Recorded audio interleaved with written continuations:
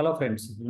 I got your overwhelming response on the MSME, whatever we have discussed last few days, and there are some queries which I have received from the participants. Some of the queries I have noted down, and we will go one by one, but very quickly we will cover it. First query I have received is whether who are covered. So it is micro and small enterprises are covered, which are either service provider or the manufacturer. This is the question number one.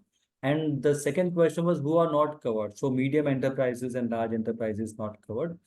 And the purely trading enterprises are seems to be excluded from this particular definition. But there are two thoughts. Still, the clarity needs to become. From which date it is to be 45 days or 15 days to be covered. So the date should be the date of delivery of the goods and services. So date of acceptance of the invoice. In other words, it is the date of the GRN date. Third question I received is when there is a problem in the material, maybe there are objections raised in the material, then what is to be date to be reckoned from when? Then in that case, if there is a objection is raised by the buyer and there are the rectification done or whatever the replacement is done, then the date should be to be taken from the date of the objection is released or the objection is removed by the supplier. Another question, although I have covered in my previous presentation, but the question again said that what is the consequence if the payment is not made in time? That is very clear that it will be disallowed in your income tax and it will be added back to your profitability. Some person has asked that how to identify whether the vendor is registered under MSME or not. You can ask your supplier and take a letter from them, or you can go to a portal and you can verify that particular thing. What are the nature of payments are covered? So it's the nature of claiming the deductions. So it is covered everything, which is, claiming the deduction of expenses, revenue expenses, and it is not applicable in the case of the capital nature. Then one question is pretty simple, but it is asked. So from when it is applicable? It is applicable from 1st April 2023. Prior year transaction is not covered. So, and the another question is asked that whether it is applicable on the actual expenses incurred or provision also it is covered. So no provision is covered, but it is to be taken for the actual expenses incurred. Now, friends, some of the key points I would like to inform you that some of the key points which industry people should keep in mind. One, first of all, if you follow this particular 5 or 6 processes, you will be able to reduce your, addition to your profitability. Number one, bifurcate your supplier into small and micro and medium. Try to release payments of small and micro in this 2 months if it is due and there are no objection is raised. You can release payment within 45 days or as maximum as possible. So your addition will be reduced.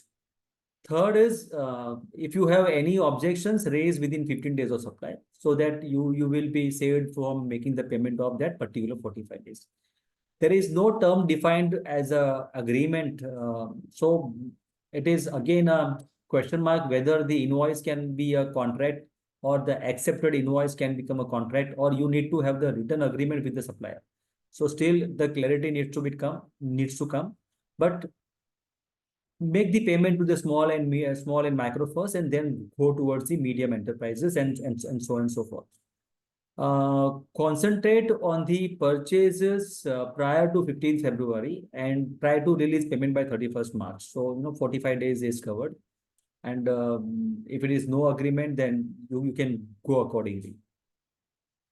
By doing this, you can minimize the additions towards the disallowance of the payment of purchases, but the interest will still remain. The interest amount, which if you are not paid within 15 days or 45 days, that will remain.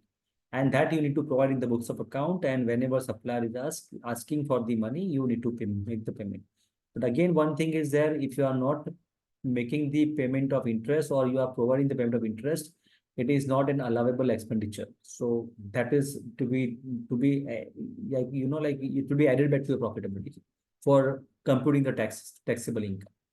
So if you do this, the five processes: identify your small and medium suppliers and micro suppliers, make the payment of micro and small suppliers first, then medium suppliers, and second and third thing is raise wherever you have the issues in the product within 15 days, and track your purchases prior to 15 February so that within 45 days you can make the payment.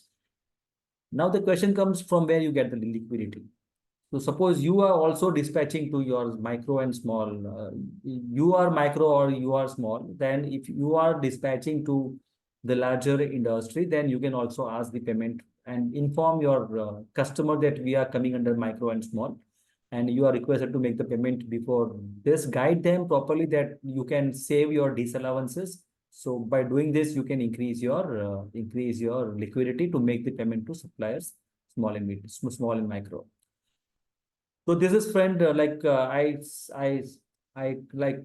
thought that I should share with you whatever the people have raised the queries. So this is it. We will discuss further if any further query comes, or if any further amendment or the guideline comes in the same direction.